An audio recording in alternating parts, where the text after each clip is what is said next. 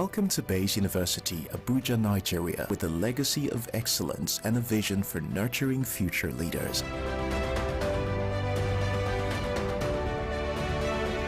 Bayes University is in a league of its own. We're all about our people, processes, and technology. Bayes is one of the highly rated universities in Nigeria in terms of product quality standards. We don't just produce graduates, but groom people into employers of labor. And it has made us understand that learning is all about three things. We learn, we unlearn, and we relearn. Bayes University Hospital offers a range of specialized services equipped with the latest technology, manned by a team of trusted professionals. And now, our vision extends beyond our walls with the Baba Ahmed University in Kano following our lead. Join us at Bayes University and invest in your future today. Bayes University is the institution that you will get the best value for money education in Nigeria. Bayes University. Learn to live.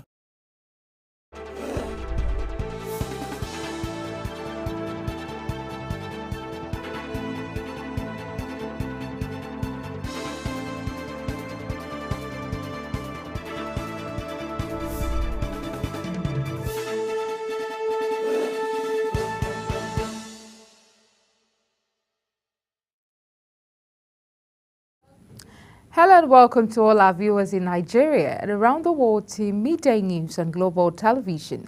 We are live in the nation's capital, Abuja. I am Queen Agaba.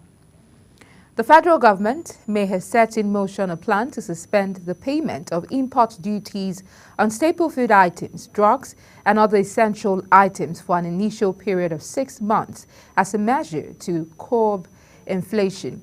This was contained in an executive order expected to be issued by the president titled Inflation Reduction and Price Stability Fiscal Policy Measures Order 2024.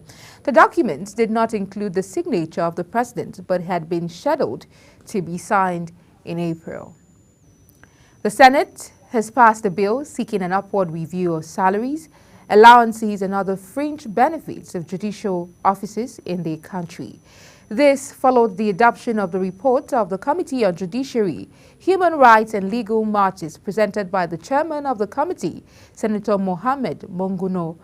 If the bill earlier passed by the House of Representatives is assented to by the president, the Chief Justice of Nigeria will get an annual salary of 64 million naira.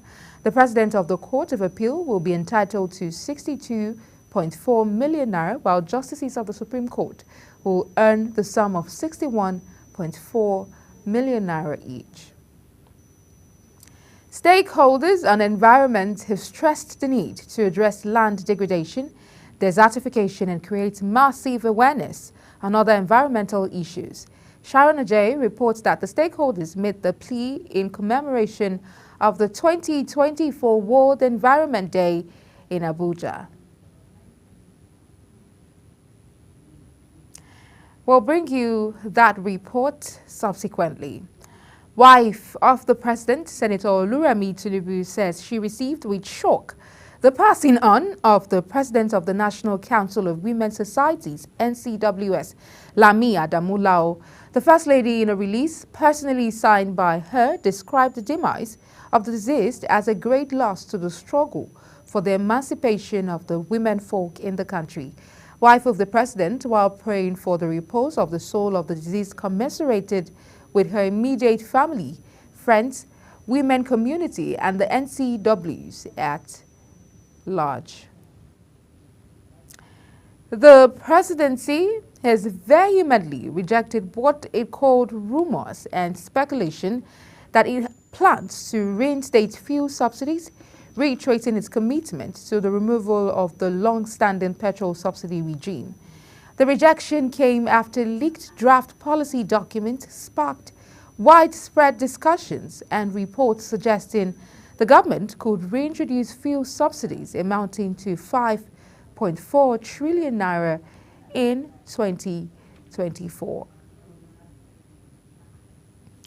The Nigerian Railway Corporation, NRC, has revealed that the technical hitch experienced on the Abuja-Kaduna train route was due to the removal of the track fastening clips by vandals.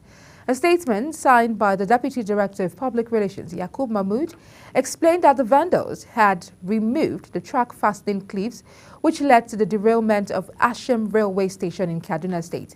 However, NRC management remains resolute towards ensuring the safety of valued passengers in the entire system. You're watching Midday News, coming to you live from Nigeria's capital, Abuja. We're on Star Times, channel 276.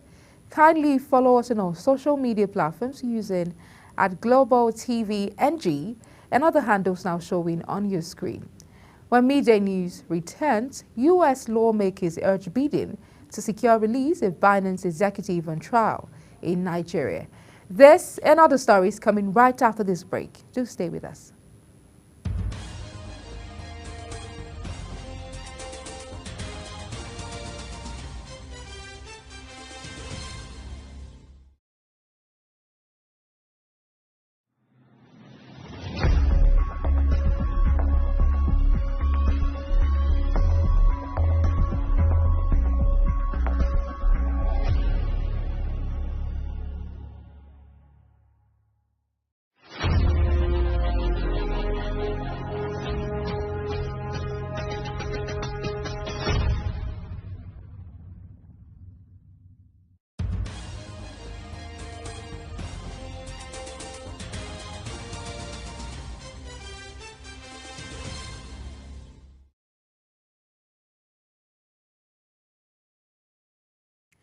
Many thanks for staying with us. Now, if you've just joined us, this is Global Television bringing you live broadcast of the Midday News.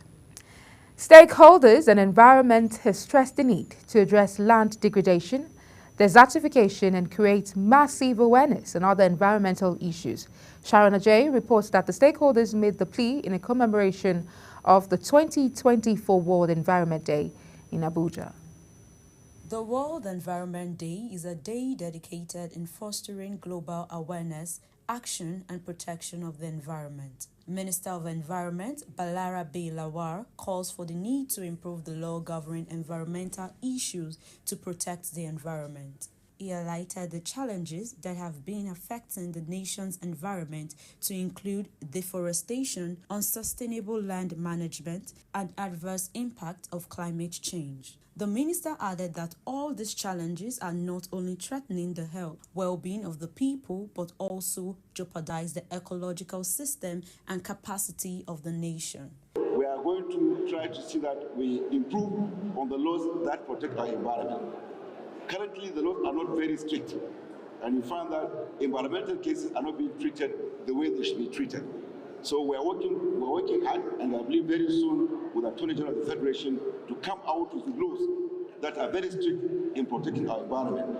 Chairman Senate Committee on Environment, Senator Yunus Akintunde, calls for the need to combat environmental challenges, stating that the purpose of the environment is to preserve our past heritage, to protect today's interests, and care for tomorrow's hope.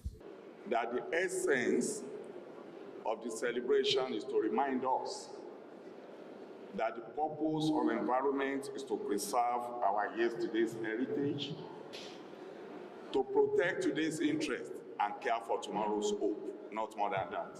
The World Environmental Day is aimed at supporting environmental sustainability and continuous monitoring of tree planting at all locations to restore degraded lands. Sharon Ajay reporting for Global TV News.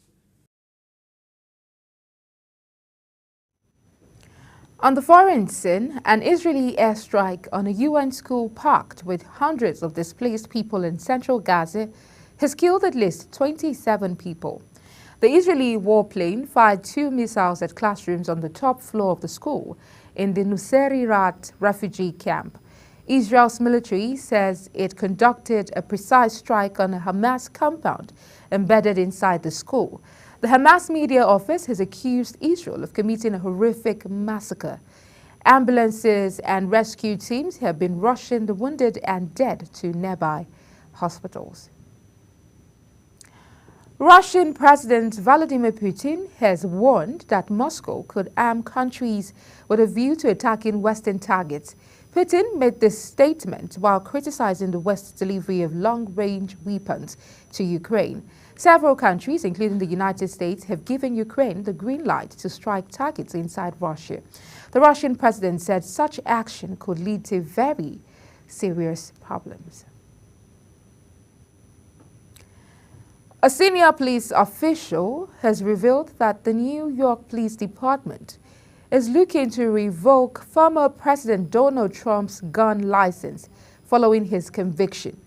The source, who preferred anonymity, revealed that Trump's concealed carry license was quietly suspended on April 1, 2023 in New York City after his indictment on criminal charges. Donald Trump was found guilty by a New York jury of falsifying business records to cover payment made to a porn star ahead of the 2016 presidential election, making him the first former American president to be convicted of a crime. In business, following the recent withdrawal of Heritage Bank's operating license, the Nigeria Deposit Insurance Corporation (NDIC) says it will begin payment of an insured sum of 2.3 million depositors of the bank in liquidation this week. Managing Director of the corporation, Bello Hassan, made this known while briefing newsmen in Abuja. Kikelomo Okere has details.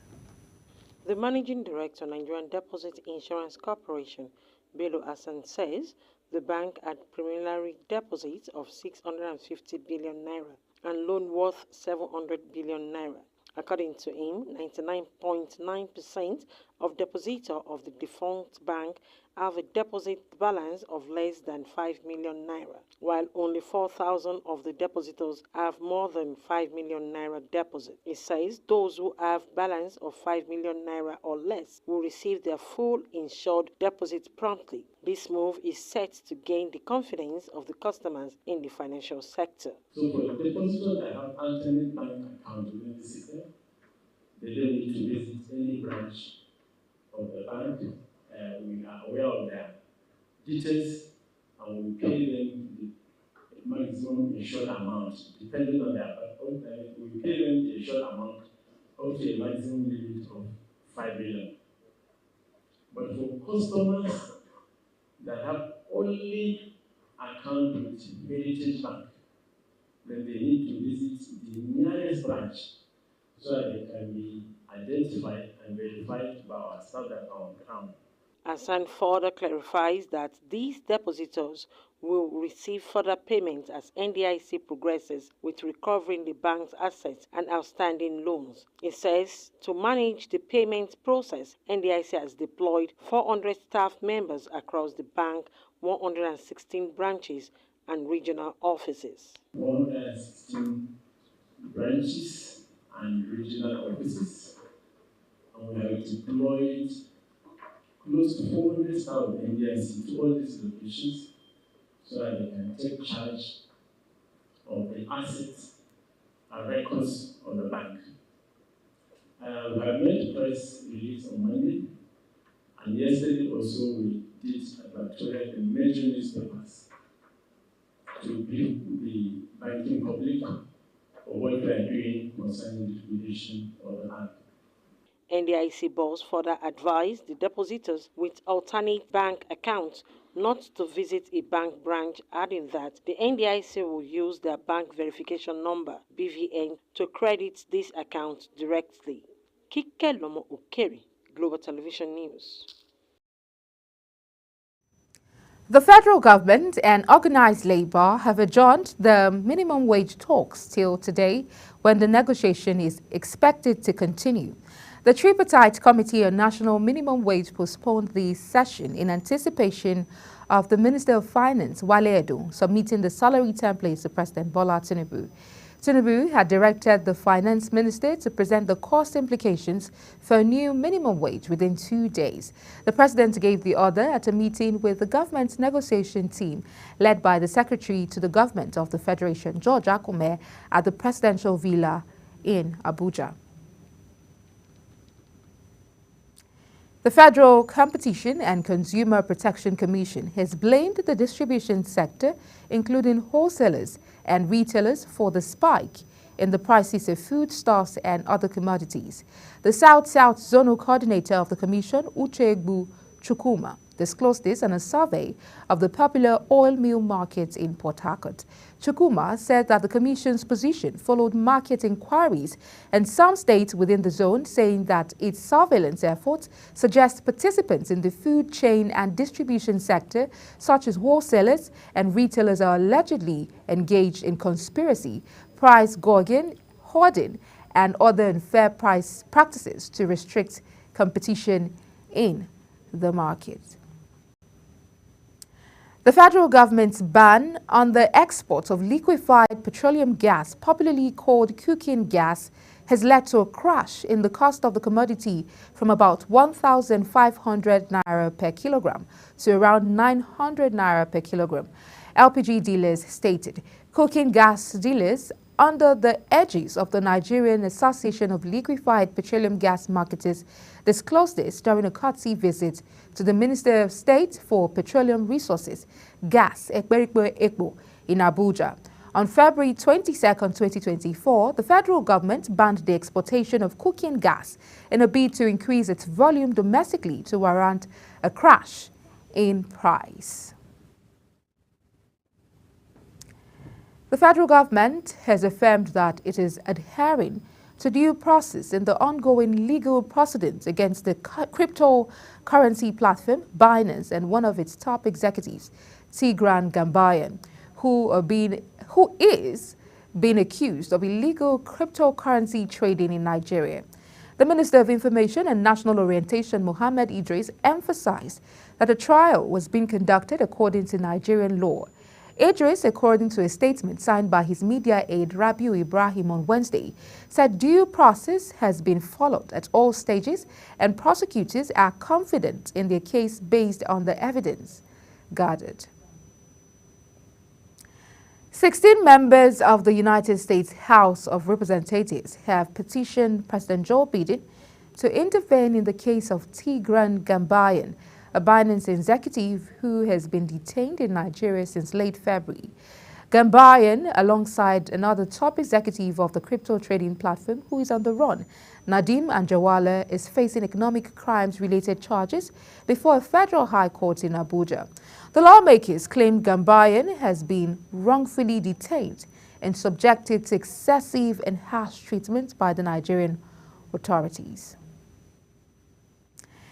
In sports, the invitation of Turkey-based versatile winger Ibrahim Olawoyin for the 2026 World Cup qualifying Group C fixtures against South Africa and Benin Republic could be Finidi George's first masterstroke as head coach of the Super Eagles.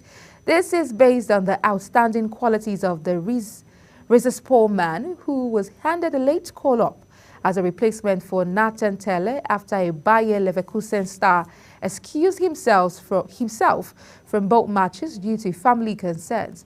Olawoyin, 26, has been a star actor for Rizespor since joining them from Ankara Kesiorenguku in January, netting 3 times and rendering 4 assists in 13 starts of 15 matches in the second stanza of the season.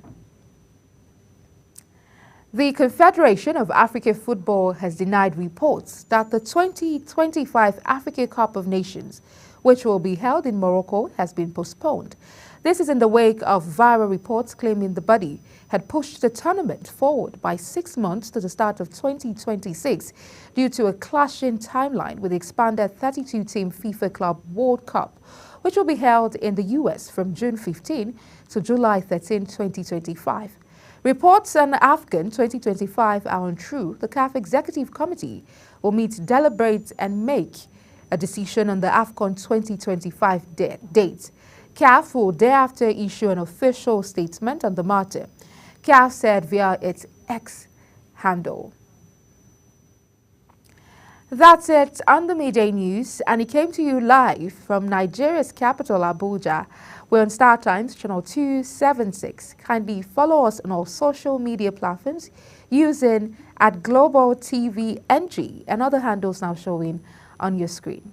I'm Queen Agaba. Thank you for watching and see you again.